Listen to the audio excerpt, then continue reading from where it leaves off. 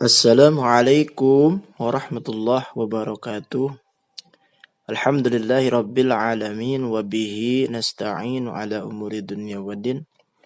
Wassalatu wassalamu ala Rasulillah Sayyidina Muhammadin sallallahu alaihi wasallam. Halo anak-anakku yang Bapak banggakan, alhamdulillah ketemu lagi dengan Bapak Dasum Hidayat dalam pembelajaran pendidikan agama Islam dan budi pekerti. Insyaallah di pelajaran kelas 4 pada kali ini kita akan membahas di pertemuan ketiga ini yakni tentang memahami Quran surah Al-Falaq. Di pertemuan-pertemuan sebelumnya kita sudah membahas tentang cara membaca kemudian cara menulis. Kali ini kita akan memahami Quran surah Al-Falaq. Adapun tujuan pembelajaran kita pada kesempatan ini supaya pembelajaran kita berhasil dan tercapai apa yang kita inginkan, maka Bapak harapkan peserta didik mampu memahami makna Quran surah Al-Falaq dengan baik dan benar. Baiklah, sebelum kita ke materi yakni mengetahui makna Quran surah Al-Falaq, Bapak ingin memberikan beberapa pertanyaan mengenai pelajaran yang sudah kita bahas. Coba. Ya, surah Al-Falaq itu terdiri dari berapa ayat? Iya, 5 ya. Hebat. Kemudian surah Al-Falaq terdapat pada urutan ke 113 ya. Surah Al-Falaq termasuk golongan surah betul, Makiyah ya. Nah, baiklah. Sekarang mari kita bahas tentang pengertian daripada surah Al-Falaq. Ya, sebelum kita mengenai makna surah Al-Falaq, kita baca terlebih dahulu surah Al-Falaq. A'udzu billahi minasy syaithanir rajim.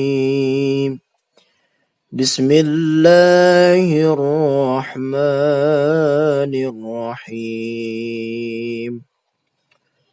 Qul a'udzu birabbil falaq min syarri ma khalaq wa min syarri ghasiqin idza waqab wa min syarrin naffatsati fil 'uqad wa min syarri hasidin idza hasad. Shadaqallahul azim. Ya, baiklah anak-anakku yang Bapak banggakan. Sebelum kita memaknai satu ayat, Bapak akan menyebutkan dulu asbabun nuzul atau sebab-sebab turunnya surat Al-Falaq. Dalam kitab Tafsir Jalalain disebutkan bahwa surat ini diturunkan karena adanya kedengkian dari penyihir Yahudi yang bernama Lubaid kepada Nabi Muhammad SAW dengan meniupkan tali-tali kepada suatu panah yang berjumlah 11 tali atau yang disebut dengan bukhul. Ya. Maka Allah Subhanahu wa taala memberitahukan hal tersebut kepada Nabi Muhammad SAW dan memerintah kepada Nabi untuk membaca surah Al-Falaq dan An-Nas. Maka ketika Rasulullah SAW membaca ayat dari surat ini, maka terbukalah tali tersebut dan badan Rasul pun terasa ringan. Nah, itulah salah satu asbabun nuzul yang bisa kita gali dan kita ketahui yang terdapat dalam surah Al-Falaq. Baiklah, kita akan mengartikan satu demi satu dan memaknai daripada surah Al-Falaq ini. Ayat pertama, wallahu a'lam bimurad. Bismillahirrahmanirrahim. Qul a'udzu birabbil falaq. Ya, artinya katakanlah aku berlindung kepada Tuhan yang menguasai subuh atau fajar. Nah, maksud ayat pertama ini, Allah memerintahkan kepada Nabi Muhammad dan umatnya untuk selalu berlindung kepada Tuhan agar terpelihara dari kejahatan. Ya. Maka kalau kita ingin terbebas atau terjauh daripada suatu kejahatan, maka kita harus sering membaca surah Al-Falaq dan surat An-Nas ini. Dari kejahatan apa? Maka oleh Allah diperjelas dalam ayat kedua. Min syarri ma khalaq. Dari kejahatan makhluk yang Dia ciptakan. Ya. Nah, jadi kejahatan-kejahatan itu adalah berasal dari makhluk Allah sendiri yang telah Allah ciptakan.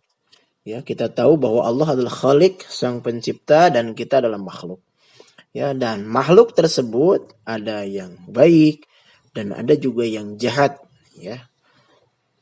Baik itu dari golongan jin, manusia, atau setan, ataupun binatang, hewan, ya. Kalajengking mungkin ada yang jahat, ataupun makhluk-makhluk Allah lain yang sangat jahat. Wa min syarri ghasiqin idza waqab. Ayat ketiga, dan dari kejahatan malam apabila telah gelap gulita.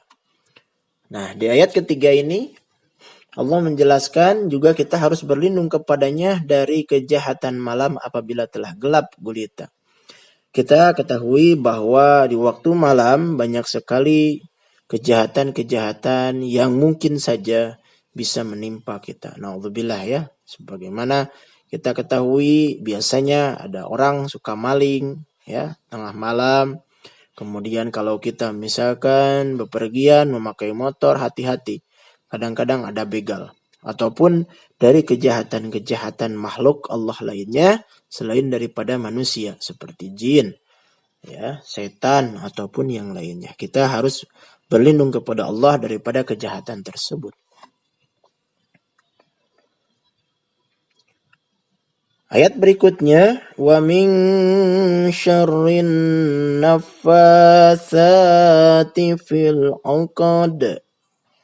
Dan dari kejahatan penyihir yang meniup pada buhul-buhul talinya. Nah, ini salah satu ayat yang tadi Bapak jelaskan dalam asbabun nuzul atau sebab-sebab turunnya ayat.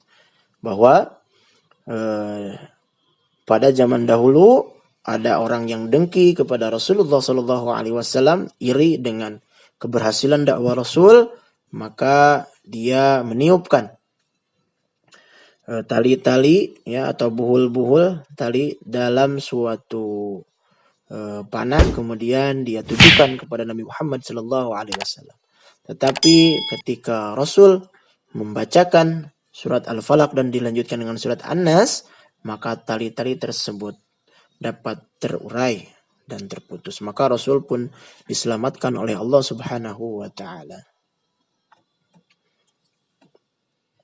Ya, terakhir, wa min syarri hasidin idza hasad. Dan dari kejahatan orang yang dengki apabila dia dengki. Nah, orang yang dengki ini lebih berbahaya daripada orang-orang yang jahat kelihatan secara zahiriyah kepada kita.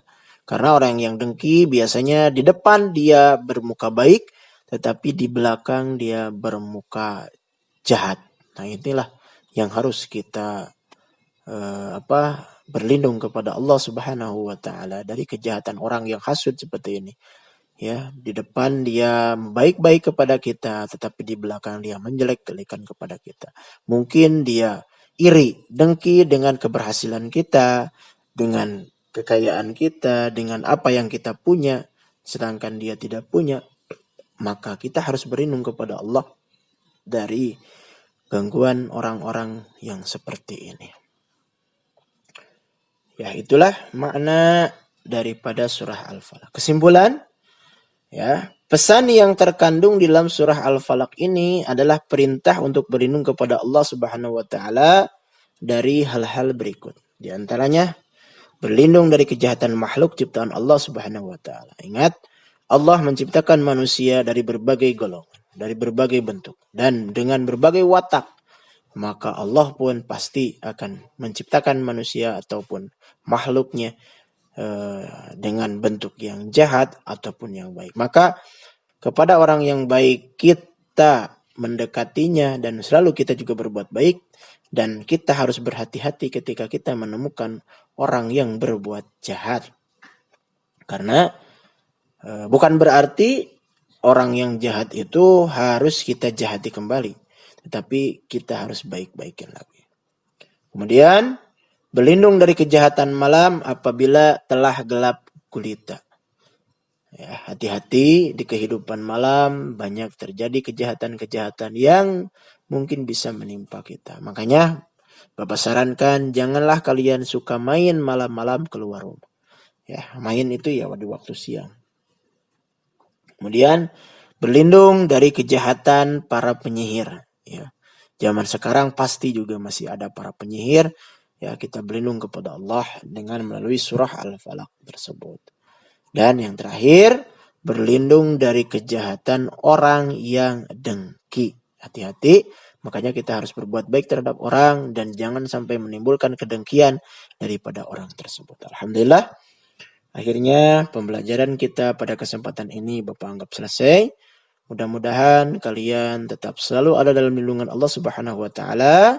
Terima kasih telah mendukung channel ini dan jangan lupa sebarkan atau mungkin bisa di-like kalau suka, kalaupun tidak suka tidak apa-apa. Ya, terima kasih. Tetap jaga kesehatan, selalu beribadah, kemudian selalu bersikap bersih supaya kita dijauhkan dari penyakit. Alhamdulillah. Assalamualaikum warahmatullahi wabarakatuh.